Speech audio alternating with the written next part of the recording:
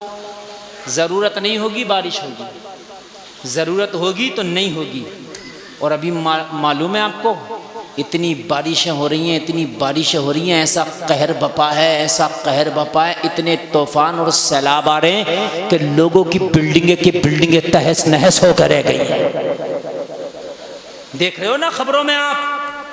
बस ये यूपी की शादी यहाँ कुछ शांति है, वरना कारें ऐसे बह के जा रही है, ऐसे बह रही है जैसे कागज की नाव पानी में तैरती है, ऐसे कारें बह रही हैं। लोगों के दो माला मकान तहस नहस हो रह गए, लोगों के पिलर और भीम वाले मकान, बड़ी बड़ी मजबूत बिल्डिंगें जमींदोज होकर रह गई। मालूम है अल्लाह का कहर ऐसा बपा है। लोगों, इंसान की क्या ताकत है? अरे किसकी ताकत के अल्लाह का मुकाबला कर सके?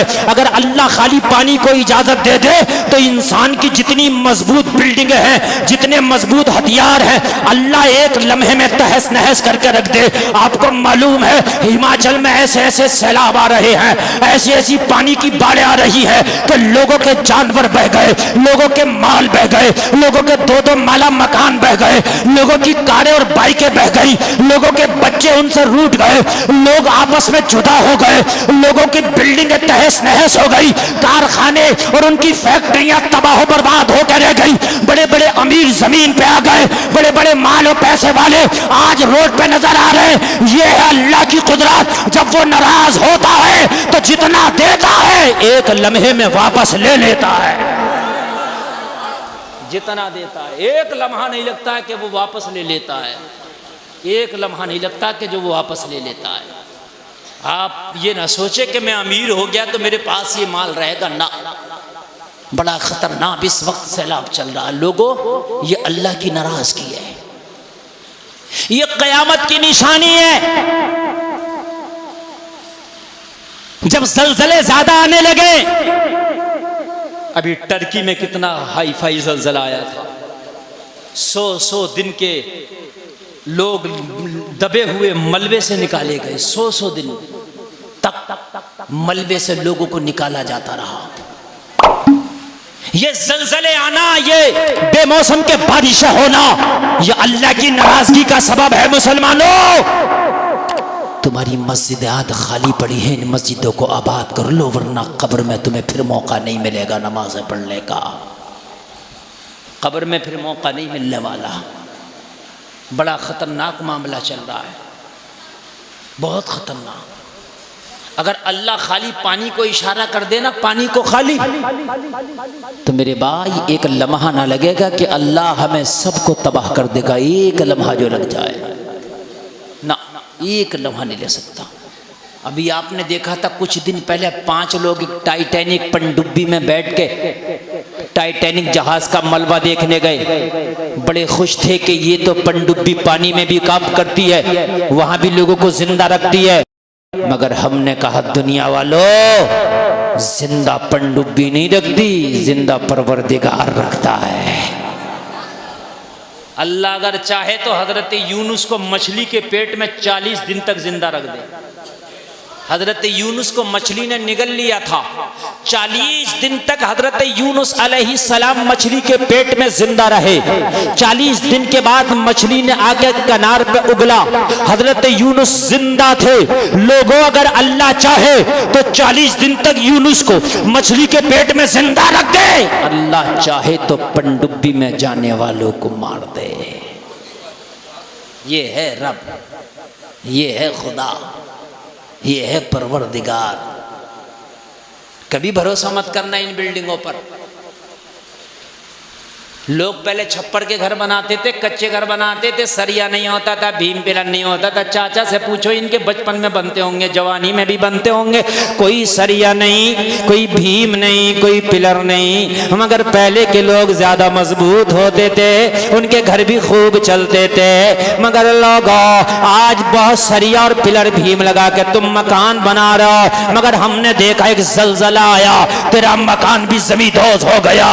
एक तूफान आया, तेरी पावर वाली बिल्डिंग भी जमीन पे गिर गई। अरे लोगों, तेरे पिलर बिल्डिंग को नहीं रोकते हैं, बिल्डिंग वो रोकती है जिसे अल्लाह रोकता है। हजार साल पुरानी आपको इमारतें दिखा दूंगा जिसमें एक सरिया नहीं है और एक सीमेंट की चुटकी नहीं है। 1000 साल पुरानी इमारतें, एक सरिया नहीं, मसाला नहीं, ना कंकरी ना बजर फीट, खाली चुनिया ईंट के मकान बने हुए हैं। आज भी पुराने किले जा करके देख लो, लाल किले में एक भी सरिया नहीं निकलेगा, जाओ जाके देख लियो, कोई भीम नहीं, कोई पिलर नहीं। दिल्ली की जामा मस्जिद में देख लो, ये तो अभी ज्यादा पुरानी इमारतें नहीं है, मैं तो हजार साल पुरानी इमारतें आपको बता रहा हूं। और हम बड़ा मजबूत बना रहे हैं, नीचे से लेके आ रहे हैं सब जाल बिछा के, 3-1 का मसाला। अभी एक जगह बहुत तेज तूफान आया, बहुत तेज आंधी आई, तो एक शख्स अपने मकान के अंदर घुस गया, मुझसे कह रहा मौलाना अंदर आ जाओ। मैंने कहा बहुत तेज तूफान है भाई, मकान को भी खतरा। कह रहा हजरत आ जाओ, 3-1 का मसाला लगाया मैंने कहा जालिम, अल्लाह के कहर के सामने 3-1 का मसाला रुक गया? अल्लाह के कहर के सामने 3-1 के मसाले की क्या औकात है? नहीं समझ में आ रही बात आपके? नीरे सीमेंट से बना दियो अगर रुक जाए तो है? अल्लाह का कहर जब आता है तो मेरे भाइयों बड़ी बड़ी बिल्डिंगों की हालत खराब हो जाती है? तूफान नू आया था तो क्या बचा था?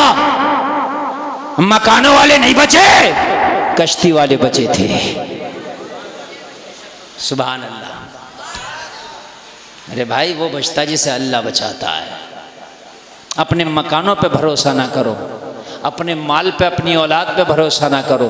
अल्लाह फरमाता इन्नमा अमवालुकुम व औलादुकुम फितना, ये तुम्हारा माल, तुम्हारी औलादे फितना है, फितना।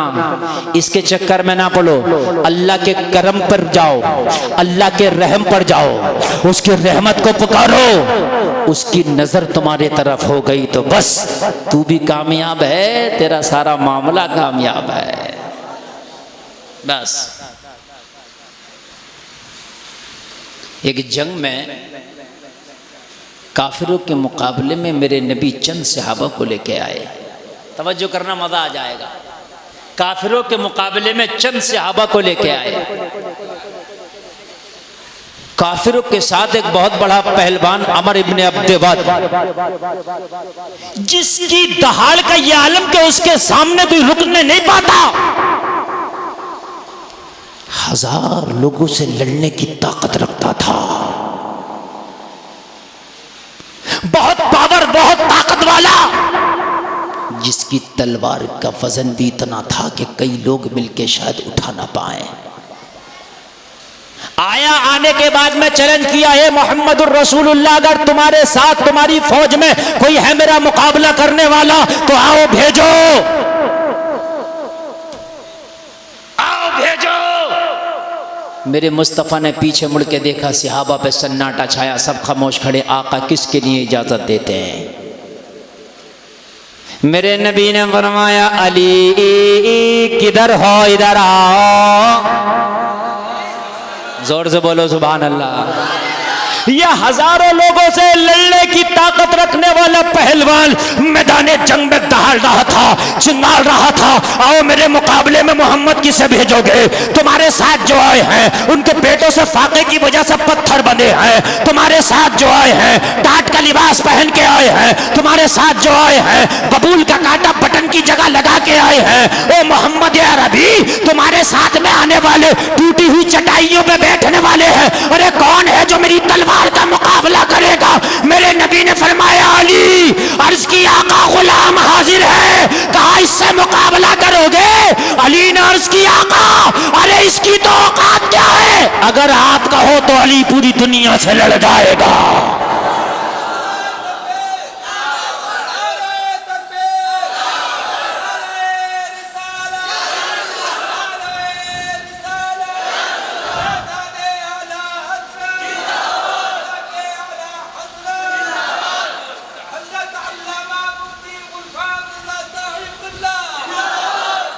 हालात ऐसे थे कि पहलवान इतना ताकतवर था कि उसका कोई मुकाबला करने की ताकत और जसारत नहीं रखता था। जिस मैदान में कदम रखता था उसको देख के लोग पहले ही अपने आप को सरेंडर कर दिया करते थे। जिस मैदान में वो निकल आता था वो जंग अपने नाम कर लिया करता था। बड़ा पावर वाला नामी गिरामी पहलवान था। मगर मेरे नबी ने फरमाया अली मैं तुम्हें आगे करता हूं, क्या मुकाबला कर लोगे? अर्ज की या रसूलल्लाह अगर आप इजाजत दें तो अली जमाने से लड़ जाए। कह दो ना यार सुभान अल्लाह। अली दुनिया से लड़ जाए। ये आया पहाड़ जैसा कदो कामत रखने वाला शख्स, ये आया अज़ीमुल जुस्सा, ये आया पहाड़ जैसी काठी रखने वाला। और हजरत अली कदो कामत में जरा नाटे थे, पस्त कद थे। क्या थे? पस्त कद थे हजरत अली। आज लोग देख रहे थे आज मुकाबला बड़ी टक्कर का होगा। काफिर सोच रहे थे ये अली क्या मुकाबला करेंगे इसका, ये तो अली से बड़ा हाई फाई लग रहा है।